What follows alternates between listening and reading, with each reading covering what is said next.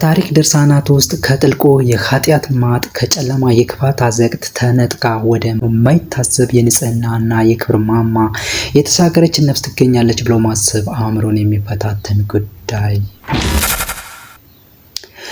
ዛሬ የማካፈላችሁ የአባ ሙሴ ጸሊም የህይወት ታሪክ ነው። ጥቁሩ ሙሴ የሚል ቅጽል ስም ከቆዳው ጥቁረት ባሻገር በኃጢአት ብይ የጠለሸውን በክፋት ድርጊቶች የጨቀየውን ያለፈ የህይወት ምዕራፉን በአጽንኦት ያስታውሳል። በግብጽ ያደገው ኢትዮጵያዊ ኮከብ ሰውን ያለ ርኅራኄ የሚያርድ የንጹሐንን ደም እንደ ውሃ የሚያፈስ የደካሞችን ጥሪት በጉልበት የሚነጥቁ የአረመኔዎች ቡድን መሪ ነበር። ልቡ በጭካኔ የታተመ ነፍሱ በኃጢአት የተበተበች የእውነትን ብርሃን ፈጽሞ ያላየ የሰው ልጅ ሊወድቅበት ከሚችለው ጥልቅ የጥፋት ገደል የመጨረሻው ጥግ የደረሰ የሚመስል ሰው። ታዲያ እንዲህ አይነቱ ጨካኝ ግለሰብ ከዚህ ሁሉ የጨለማ ግብር በኋላ እንዴት ተስፋ ያገኛል? የጥፋት መንገዱ ትቶ እንዴት ወደ ተለየ ህይወት ወደማይታሰብ ቅድስና ሊደርስ ይችላል? ምን አይነት ኃይል ነው ከዚህ አስፈሪ ገደል ያወጣው? የዚህ ቅዱስ አባት አስገራሚ ታሪክ ከጥፋት ወደ ልዕልና ስለተደረገው የነፍሱ ጉዞ፣ ስለ ውስጣዊ መራራ ትግልና ስለተገኘው አስደናቂ ለውጥ በዝርዝር እንዘክራለን። ይህ የአባ ሙሴ ጸሊም ታሪክ ነው። በስመ አብ ወወልድ ወመንፈስ ቅዱስ አሐዱ አምላክ አሜን። የተወደዳችሁ የልዑል እግዚአብሔር ቤተሰቦች፣ እናታችን የቅድስት የድንግል ማርያም አስራት ልጆች እና ውድ የኦርቶዶክስ ተዋሕዶ ዩቲዩብ ቻናል ቤተሰቦች እንኳን በሰላም መጣችሁ እያልኩኝ ዛሬ ደግሞ የአባ ሙሴ ጸሊም ታሪክን ይዤላችሁ መጥቻለሁ። በስፋት እንዘክራለን፣ እንመረምራለን። አብራችሁን ቆዩ። ቪዲዮዎችን ላይክ በማድረግና ቻናላችን ሰብስክራይብ በማድረግ እንዲሁም ሀሳብ አስተያየት ካላችሁና በመጨረሻ ከቪዲዮ ምን እንደተማራችሁ ኮሜንት ሴክሽን ላይ በማስቀመጥ አብሮነታችሁ እንዳይለየኝ እያልኩኝ አሁን ወደ ቪዲዮአችን እንገባለን። የግብጽ ምድር በስሙ ትናወጥ። እናቶች ልጆቻቸውን ከደጃፋቸው እንዳይወጡ ሲከለክሉ፣ ሌሊቱ የራሱን አስፈሪ ገጽታ አስተከትሎ ሲመጣ የሚሰማው ስም ሙሴ የሚል ነው። በበረሃማው መንገድ የነጋዴዎች ስጋት፣ የሰላማዊ መንገደኞች ቅዠት እሱ ነው። ቀኑን ሙሉ ከጨካኝ ቡድኑ ጋር ንጹሐንን ያሳድዳል፣ የደከሙትን አቅመ ቢሶችን ያጠቃል። የቤተሰብ ምሰሶ የሆነ አባት መንገድ ላይ ያለ ርኅራኄ ገድሎ የልጆቹን እንጀራ ይቀማል። ስጡኝ የሚለው የትእዛዝ ቃሉ እንደ ነጎድጓድ ድምፅ የሰሚን ልብ ያስደነግጣል። እምቢታ ሞት መጥራት ነው። በዓይኑ ውስጥ የሚነበበው ምሕረት የለሽ ጭካኔ ተስፋን ሁሉ ያጨልማል። የሰውን ልጅ ሕይወትን እንደሚቀጥፍ ቅጠል እንደ ተራ ትቢያ ይቆጥራል። ስንት ነፍሳት ናቸው በእጁ ከዚህ ምድር የተሰናበቱት? ምን ያህል ቤተሰቦች ናቸው በእርሱ የክፋት ሰይፍ ምክንያት ዋይታና ለቅሶ ቤታቸውን የሞላው? በደም የጨቀየው እጁ፣ በንጹሐን ደም የረከሰችው ነፍሱ የሲኦልን ደጅ ያንኳኳ ነበር። ሌሊቱ ሲመጣ የሙሴ ሌላኛው የክፋት ገጽታ ይገለጣል። ከቀኑ የዝርፊያ እና የግድያ ትርምስ በኋላ አእምሮውን በሚያደነዝዝ ስሜቱን በሚያረክስ የስካር ያለው ውስጥ ይሰምጣል። ያለ ገደብ ያለ መጠን እንደ እንስሳት የሚቀርብለትን መጠጥ እና ምግብ ጋር ይታሻል። ሆዱ የማይሞላ ገድል የማይጠረቃ ጥልቅ ጉድጓድ ነው። በዚህ ሁሉ መካከል ስጋዊ የሞት ሰዓት ያቃጥለዋል። ልክ ያልሆነ ዝሙትንም ይፈጽማል። ከቅዱሳዊ ጥፋትና ስጋዊ እርኩሰት ባሻገር የነፍሱ ባዶነት ከምንም በላይ ያስፈራል። የህይወትን ትርጉም፣ የፍጥረትን ዓላማ፣ የእውነተኛ ፈጣሪ ህልውና ማወቅን አይሻም። ይልቁንም ግዑዝ ለሆነችው ፀሐይ በባርነት ያገለግላል። አእምሮ በድንቁርና ተሸፍኗል። ልቡ ለከንቱ ጣዖት ተገዝቷል። በዚህ አምልኮ ውስጥ የሚገኝ ምንም አይነት መንፈሳዊ እርካታ፣ ምንም አይነት የመንፈስ እረፍት የለም። ነፍሱ በጥማት ትነዳለች። ነገር ግን የምትጠጣው የህይወት ውሃ ምንጭ የት እንዳለ አታውቅም። እጆቹ ግፍ የዘረጉ እግሮቹ ወደ ጥፋት የሚሮጡ አይኖቹ የእውነትን ብርሃን ለማየት የታወሩ ነበሩ። የጨለማው ኃይል ሙሉ የተቆጣጠረው ከእግር ጥፍሩ እስከ ራስ ጠጉሩ ድረስ በክፋት የተለወሰ ሰው የተስፋ ጭላንጭል ሊኖረው ይችላል ብሎ ማሰብ የዋህነትን ይመስላል። በዚህ ሁሉ የጥፋት ማዕበልና የጨለማ ግብር መካከል ማንም ሊጠብቀው በማይችለው ሁኔታ የማይታወቅ ረቂቅ የሆነ ነገር በሙሴ ልብ ውስጥ መንቀሳቀስ ጀመረ። ያ ደንዳና ልብ በኃጢአት ብዛት እንደ ድንጋይ የጠጠረ ልቦና ከዚህ በፊት አጋጥሞት በማያውቀው እንግዳ ስሜት ተወረረ። የሰው ልጅን ጥፋት የማይሻ የነፍሳትን ሰቆቃ የሚሰማው እግዚአብሔር የለውጥን ዘር በውስጡ መስራት ጀምሮ ነበር። የዕለት ተዕለት የክፋት ተግባሩን ሲፈጽም አንዳች ባዶነት፣ ጥልቅ የሆነ የእርካታ ማጣት ይሰማዋል። ያገኘው ዝርፊያ፣ የጠጣው መጠጥ፣ የተዘፈቀበት የዝሙት አዘቅት የነፍሱን ጥልቅ ጥማት ሊያረካት አልቻለም። ይልቁንም ከእያንዳንዱ የኃጢአት ድርጊት በኋላ ይባስ ባዶነት ይሰማዋል። ይህ ስሜት እንደገና ሲመጣ ያመልካት የነበረችው ፀሐይ ጥያቄ ፈጠረችበት። በየቀኑ በግርማ ሞገስ ስትወጣና ስትጠልቅ እያያት ግዑዝ ነገር እንዴት አምላክ ልትሆን ትችላለች የሚል ጥያቄ ውስጡን ይበጠብጠዋል። ለዓመታት ያመልካትና የሰገደላት ፀሐይ ድንገት ከሕይወት አልባና ተራ መስላ ታየችው። የዓመታት እምነቱ እንደ ጭስ ተነነ፣ እንደ አሸዋ ክምርም ፈረሰ። በዚህ የውስጥ መናወጥ እና ግራ መጋባት ውስጥ ሆኖ በተደጋጋሚ ወደ ሰማይ እያንጋጠጠ በሰቆቃና በጭንቀት ይጮሃል። ፀሐይ ሆይ በእውነት አንተ አምላክ ከሆንክ እስቲ ንገረኝ። ለምንድን ነው ዝም የምትለው? ለምንድን ነው የልቤን ጥያቄ የማትመልሰው? ድምፁ በበረሃው ጸጥታ ውስጥ አስገብቶ መልስ ሳያገኝ ይቀራል። ነገር ግን ይህ ዝምታ እልፍ ጥያቄና ፍለጋን በልቡ ውስጥ ያጭራል። ከዚያም ከፀሐይ ባሻገር ሊኖር ስለሚችል ሌላ ኃይል ያስባል። የማላውቅህ ሆይ እያለ በውስጡ ያካትታል። አንተ የሰማይና የምድር ፈጣሪ፣ አንተ የሕይወት ሁሉ ምንጭ የት ነህ? ራስን አሳውቀኝ። ይህን የነፍሴን ጥማት የምታረከው አንተ ማን ነህ? ልመናው ጸሎት ተብሎ ሊጠራ የማይችል ነገር ግን ከልቡ የመነጨ የጠፋች ነፍስ ጩኸት ነበር። ዝርፊያው እርካታ አልሰጥ አለው። ግድያው ውስጡን በጸጸት ሞላው። ጨካኝ ወንበዴ በዝግታ የሞተ አዲስ ግራ የተጋባ ሙሴ ተወለደ። ይህ የነፍስ ጥያቄ ከሰው ምክርና ተግሳጽ ውጭ በራሱ በሙሴ ልብ ውስጥ የበቀለ የለውጥ ዘር ነበር። ያ በክፋት የነደደ ልብ አሁን ለተለየ እና ለልዩ ጥሪ እየተዘጋጀ ነው። የግብፅ ምድር አሁንም በራሱ አስፈሪ ስም ትራዳለች። ነገር ግን በውስጡ አንዳች ታላቅ ትግልና ፍለጋ ተጀምሯል። የጨለማው ዘመን ሊያከትም የንጋት ብርሃን ሊፈነጥቅ ይሆን እንጃ። የሙሴ ልብ በውስጣዊ ጥያቄዎች እየተናጠ አንድ ያልተለመደ ወሬ ወደ ጆሮ ውስጥ ጥልቅ አለ። ከከተማው ግርግር ራቅ ብሎ አስቅጠስ በሚባል ገዳም ውስጥ መነኮሳት እንደሚኖሩ ሰማ። እነዚህ መነኮሳት ከዓለም ጫጫታና ከኃጢአት ፈተና ሸሽተው ራሳቸውን ለእውነተኛ አምላክ አገልግሎት የሰጡ፣ እርሱን የሚያውቁና የሚያዩ ከዚያም አልፎ የሚያነጋግሩ እንደሆኑ ተተረከለት። ይህ ወሬ በሙሴ የተጨነቀ ልብ ውስጥ እንደ ቀጭን የተስፋ ክር ነበር። እውነተኛውን አምላክ ያውቁታል? ይህ ጥያቄ አእምሮውን አስጨነቀው። የፀሐይ አምልኮ ከንቱነት ከተገለጠለት በኋላ ነፍሱን የምትናፍቀውን እውነት ምናልባትም በእነዚህ ቅዱሳን ሰዎች ዘንድ ሊገኝ እንደሚችል ተስፋ አደረገ። ነገር ግን ይህ ጉዞ ቀላል አልነበረም። እሱ የግብፅን ምድር በክፋቱ ያሸበረ፣ እጁ በደም የጨቀየ፣ ልቡ በኃጢአት የደነደነ እንዴት ብሎ ወደ ቅዱሳን ማህበር ሊቀርብ ይችላል? እነዚህ ንጹሐን መነኩሳት የእርሱን አስፈሪ ታሪክ ሲሰሙ በድንጋጤና በፍርሃት ፊታቸውን የሚያዞሩበት ይኖር እንደሆነስ ብዙ ነገር አሰበ። ምናልባትም ከገዳሙ ደጃፍ በውርደት ያባረሩትም ይሆናል። ይህ ፍርሃትና ጥርጣሬ ለጊዜው ወደ ኋላ እንዲልና እንዲያመነታ አደረገው። አንድ ቀን ከዚህ በላይ የኃጢአት ሕይወትን መግፋት እንደማይችል ሲሰማው ቆራጥ ውሳኔ አደረገ። የክፋት ቡድኑን፣ የዝርፊያ ሕይወትን፣ የጨለማውን ዓለም ሁሉ ከጀርባው ትቶ ወደ አስቀጥም ለመጓዝ ተነሳ።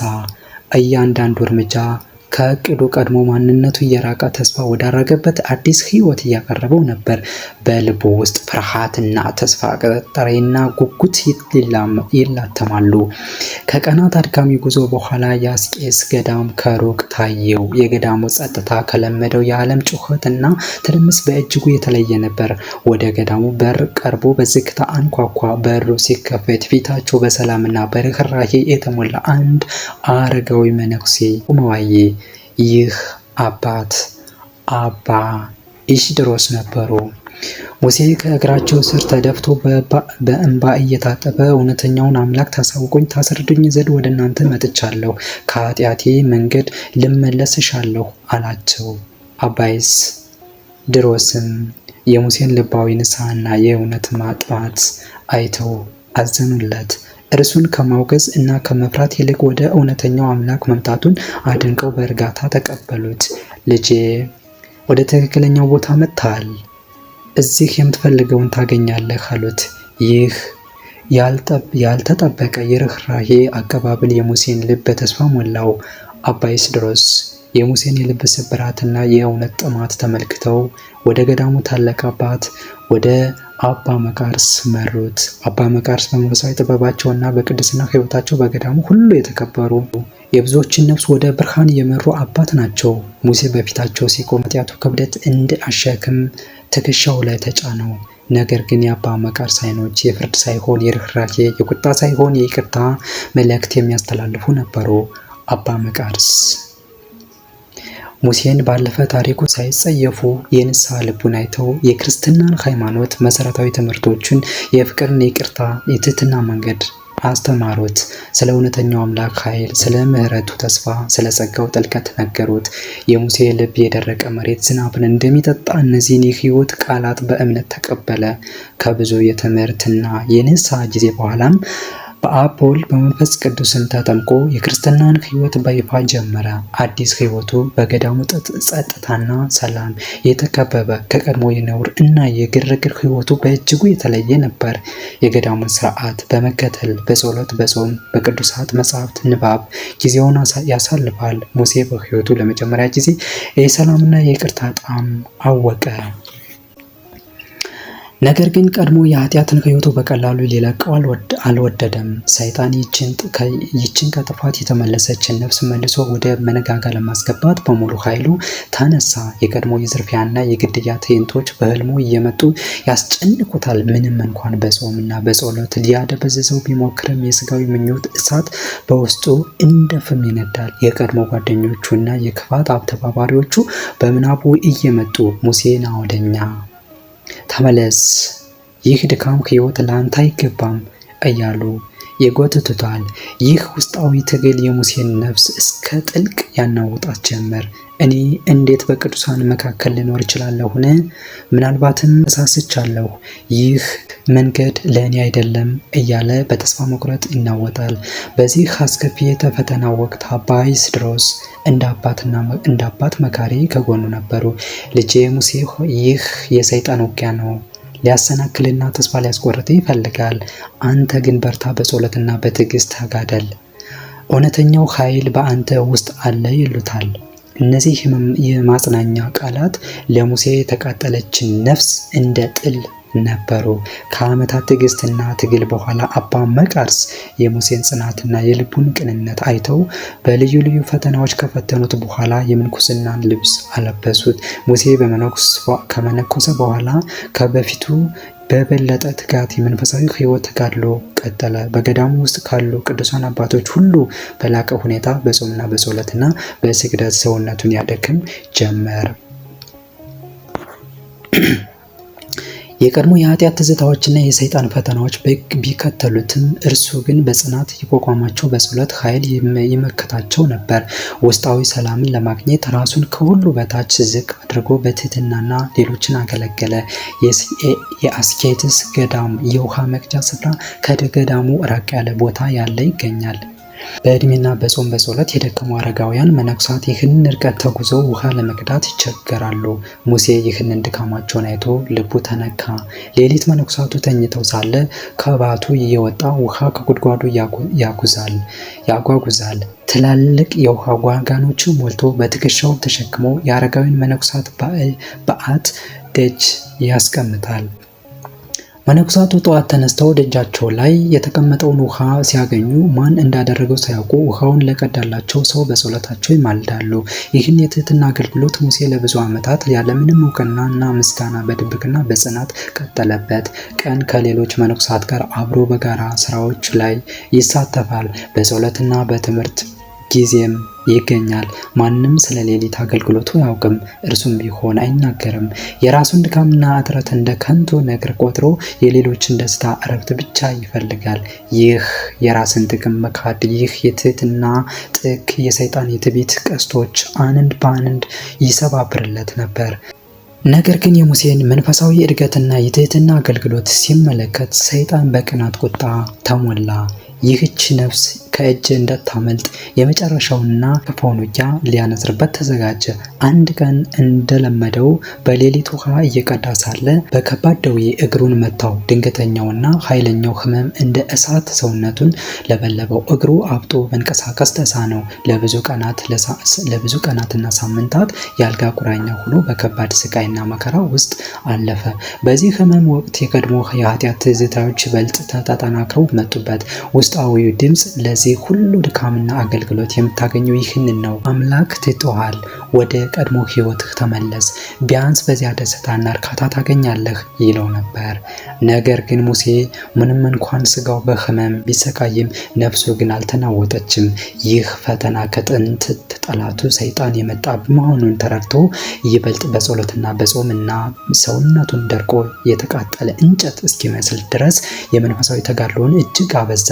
ጌታ ሆይ ፈቃድህ ይሁን እያለ ሕመሙን በትዕግስት ተቀበለ። በመጨረሻም እግዚአብሔርን የሙሴን ልባዊ ጸሎትና የማይናወጥ እምነት አይቶ ከደዌው ፈወሰው። የሰይጣንንም አስከፊ ውጊያ ከእርሱ አራቀ። ከዚህ ፈተና በኋላ ሙሴ ይበልጥ በጸጋ የተሞላና በመንፈሳዊ ኃይል የተካነ ሆነ። የትህትና አገልግሎቱና ጽናቱ ከፈጣሪው ዘንድ ታላቅ ክብርና ጸጋ አሰጠው። የጨለማው ጥላ እየደበዘዘ የብርሃኑ ኃይል በሙሴ ሕይወት ውስጥ ይበልጥ እየገነነ መጣ። ሙሴ ከደዌው ከተፈወሰና የሰይጣንን ፈተና በጽናት ካለፈ በኋላ መንፈሳዊ ጥንካሬውና የትህትና ሕይወቱ በገዳሙ ሁሉ የታወቀ ሆነ። በጸጋውና በጥበቡ እየበሰለ ሲሄድ ብዙ ወጣት መነኮሳት እርሱን እንደ አባት መካሪ አድርገው ይቀርቡት ጀመር። ከጊዜ በኋላ በእርሱ ቅድስና የተማሩ 500 የሚሆኑ መነኮሳት በአበምኔትነት እንዲያገለግላቸው መረጡት። ሙሴም ይህንን ታላቅ ኃላፊነት በትህትና ተቀብሎ በቃልም በግብርም እየመራ በቅድስና መንገድ አጸናቸው። በዚህ የአበምኔትነት አገልግሎት የማህበር መነኮሳቱ ሽማግሌዎች እና የገዳሙ አባቶች የሙሴን መንፈሳዊ ብስለት እና ሌሎች ያለውን የፍቅር አገልግሎት ተመልክተው ለላቀ የክህነት ማዕረግ እንዲመርጥ ወሰኑ። ቅዱስ ጳውሎስ በመልካም ለሚያገለግሉ ከፍተኛውን ሹመት ይሰጧቸው የኢየሱስ ክርስቶስን በማመን ብዙ ለሟልነት አለና በማለት እንዳስተማረው ሙሴ ለቅድስና ማዕረግ ብቁ ሆኖ ተገኘ። ይህ ዜና በገዳሙ ሲሰማ ብዙዎች በደስታ ተቀበሉት። ሙሴ ግን ይህንን ታላቅ ክብርና ኃላፊነት ሲሰማ ልቡ በፍርሃት ተሞላ። ወንበዴውና ነፍሰ ገዳዩ እንዴት ብሎ የክህነት ማዕረግ ሊሸከም ይችላል? ይህ ከሚገባው በላይ እንደሆነ ተሰማው። ሊሾሙት ወደ ቤተ መቅደስ ባቀረቡት ጊዜ ግን ያልተጠበቀ ነገር ተከሰተ። ሊቀ ጳጳሱ የቅድስናን ማዕረግ ሊሰጡት ፈቃደኛ አልሆኑም። በቤተ መቅደሱ ውስጥ በተሰበሰቡት አረጋውያን መነኮሳትና ካህናት ፊት በንቀትና በቁጣ ቃል ይህንን ጥቁር ሰው ለምን ወደዚህ ቅዱስ ስፍራ አመጣችሁት? ከዚህ አስወጡት ሲሉ አዘዙ። ይህ ቃል እንደ መብረቅ ከቤተ መቅደሱ ውስጥ ላይ የተሰበሰበውን ሕዝብ አስደነገጠ። ሙሴን ይዘው የመጡት አረጋውያን መነኮሳት በኅፍረትና በድንጋጤ አንገታቸውን ደፉ። የሙሴ ልብ በከፍተኛ ሐዘንና ውርደት ተሰበረ። ነገር ግን በዚህ አስከፊ የውርደት ጊዜ የቀድሞ ትዕቢትና የቁጣው መንፈስ በእርሱ ላይ አልሰለጠነም። ይልቁንም በከፍተኛ ትህትናና ራስን ዝቅ በማድረግ መልካም አደረጉብህ፣ አንተ መልክ የከፋ ጠቋራ ሆይ ይህ ላንተ አይገባም እያለ ራሱን እየገሰጸ እና እየወቀሰ በጸጥታ ከቤተ መቅደሱ ወጥቶ ሄደ። ይህ ትዕይንት በቦታው ለነበሩት ሁሉ የሙሴን ትህትና ጥግ የልቡን ንጽሕና በግልጽ አሳየ።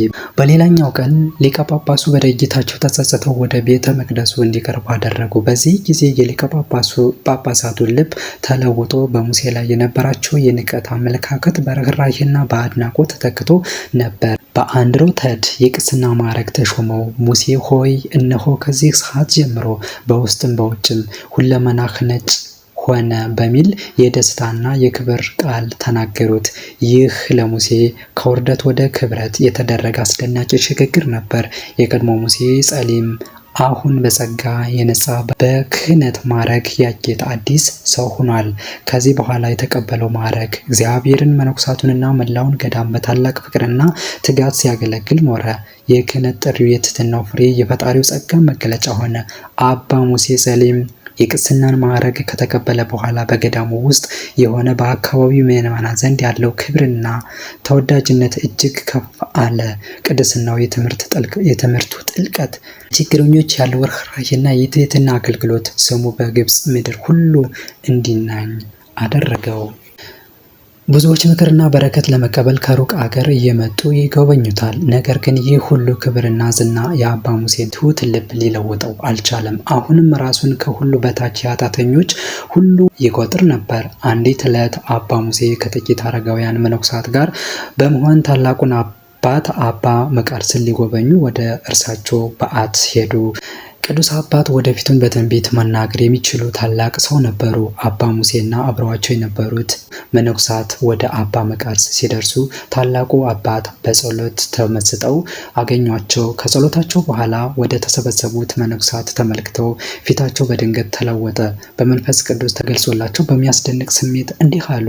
ልጆቼ፣ ከእናንተ መካከል የሰማዕትነትን ክቡር አክሊል ሊቀበል የተዘጋጀ አንድ ሰው አያለሁ። ነፍሱ በቅርብ ጊዜ ውስጥ ከስጋ ስርዓት ተላቀ ወደ ሰማያዊ መንግስት በክብር ትሻገራለች።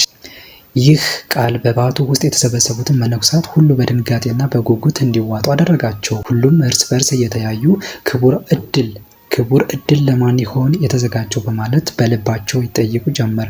አንዳንዶቹ ምነው ለእኔ በሆነ ሲሉ ተመኙ። ሌሎቹ ደግሞ የሰማዕትነትን መንገድ አስቸጋሪነት፣ የሥጋን ስቃይ እያሰቡ በፍርሃት ተዋጡ። በዚህ ሁሉ መካከል አባ ሙሴ ጸሊም የአባ መቃርስን ቃል ሲሰማ ልቡ በድንገተኛ የደስታ ስሜት ተሞላ። ያለምንም አንገራገርና ፍርሃት ከአባ መቃርስ ስር በታላቅ ትሕትና እንዲህ አለ። አባቴ ሆይ፣ ይህ ክቡር እድል ለእኔ ለባሪያ የተዘጋጀ ይመስለኛል። በቃ በቅዱሳት መጽሐፍቱ ውስጥ በሰይፍ የገደለ በሰይፍ ይጠፋል የሚል ቃል አለና እኔም በቀድሞ የኃጢአት ሕይወቴ ስፈር ቁጥር የሌላቸው ንጹሐን በሰይፍ ገድያለሁ። ስለዚህ የኔንም ፍጻሜ በሰይፍ መሆኑ የጽድቅ ፍርድ ነው አለ። የአባ ሙሴ ቃል በቦታው የነበሩትን ሁሉ አስገረማቸው። የቀድሞ ማንነቱን ሳያፍርበት የኃጢአቱን ዋጋ በሰማዕትነት ለመክፈል ያለውን ዝግጁነትና የልቡን ንጽሕና አደነቁ። አባ መቃርስም የአባ ሙሴን የመንፈስ ጥንካሬና የትህትና ጥግ አይተው በልባቸው አዘኑለት። ልጄ ሙሴ፣ ፈቃድህ ከፈጣሪ ፈቃድ ጋር የተስማማ ነው። የተዘጋጀልን የክብር አክሊል ለመቀበል ተዘጋጅ አሉት። ከዚህ ቀን ጀምሮ አባ ሙሴ ይበልጥ በጸሎትና በጾም እየተጋ ራሱን ለሰማዕትነት እያዘጋጅ ጀመር። ሞትን እንደ አስፈሪ ነገር ሳይሆን ከዚህ ከኃላፊው ዓለም ወደ ዘላለማዊ ሕይወት መሸጋገሪያ ድልድይ አድርጎ ተመለከተው። የትንቢቱ ቃል የተንጠለጠለ ሰይፍ በላዬ ላይ ያንዣብባል። የፍጻሜው ሰዓት እየቀረበች ነበር። የአባ መቃርስ ትንቢት ከተናገረ በኋላ የግብፅ ምድር በድንገተኛና አስፈሪ የወረራ ማዕበል ተመታች። ጨካኝና ደም መጣች የሆኑ የበርበር ሰዎች ከየት እንደመጡ ሳይታወቁ እንደ አንበጣ መንጋ መንደሮቹን፣ ገዳማትን እያወደሙ ያገኙትን ሁሉ በሰይፍ እየጨፈጨፉ ንብረቱንም እየዘረፉ አስከፊ የሽብር ድባብን አነገሱ። ይህ አስደንጋጭ ዜና ወደ አስቄጥስ ገዳም ሲደርስ መነኮሳቱ በከፍተኛ ጭንቀትና ስጋት ተዋጡ። አንዳንዶቹ ለሕይወታቸው በመስጋት ወደ ተለያዩ ዋሻዎችና ምሽጎች ተሸሸጉ። ሌሎቹ ደግሞ በገዳማቸው ጸንተው የፈጣሪያቸውን ጥበቃ እየለመኑ ለሚመጣው ሁሉ ራሳቸውን አዘጋጁ። አባ ሙሴ ጸሊምም በዚህ ሁሉ ትርምስና ፍርሃት መካከል በልዩ ጸጥታና መንፈሳዊ ጥንካሬ በበዓቱ ጸንቶ በጸሎት ተጋ። የትንቢቱ መፈጸሚያ ሰዓት እንደደረሰች በልቡ ያውቅ ነበርና አንድ ቀን ፀሐይ ስትጠልቅ የበርበር ሰዎቹ እንደ አውሬ እየጮሁ የአስቄጥስን ገዳም ከበቡ። የገዳሙን ደጆችም ሰብረው ገብተው በዓቶችን እያፈራረሱ በመነኮሳት ያለ ርኅራኄ ይገድሉ ጀመር። የሰቆቃ ጩኸት፣ የሰይፍ ድምፅ፣ የሞት ሽታ በገዳሙ አየር ላይ ነገሰ። አባ ሙሴ ይህንን ሁሉ ሲሰማ ከበዓቱ አልወጣም፣ ለመሸሽም አልሞከረም። ይልቁንም በጸሎት ተንበርክኮ ነፍሱን ለፈጣሪው አሳልፎ ሰጠ። ወራሪዎቹ የደም ጥማታቸውን ሊያረኩ ወደ አባ ሙሴ በዓት ሲደርሱ እርሱ በጸሎት ተመስጦ አገኙት። ያለምንም ቃል ያለምንም ከወራሪዎቹ አንዱ ሰይፉን መዞ በአባ ሙሴ አንገት ላይ አሳረፈው። የከበረችው ነፍሱን ከስጋው ስርዓት ተላቃ ወደ ሰማይ አዳራሽ በክብር አረገች። በዚያች አስከፊ ቀን 7 ሌሎች መነኮሳት ለእምነታቸውና ለንጽህናቸው ሲሉ ሕይወታቸውን ሰጥተው የሰማዕትነትን ክብር ተቀዳጁ። ሐዋርያው ቅዱስ ጳውሎስ በሮሜ መልእክቱ አስቀድሞ የወሰናቸውን እነዚህን ደግሞ የጠራቸውንም እነዚህን ደግሞ አጸደቃቸው፣ ያጸደቃቸውንም እነዚህን ደግሞ አከበራቸው ሲል የተናገረው ቃል በአባ ሙሴ ጸሊምና አብረውት በሰማዕትነት ባረፉት አባቶች ሕይወት ፍጻሜውን አገኘ።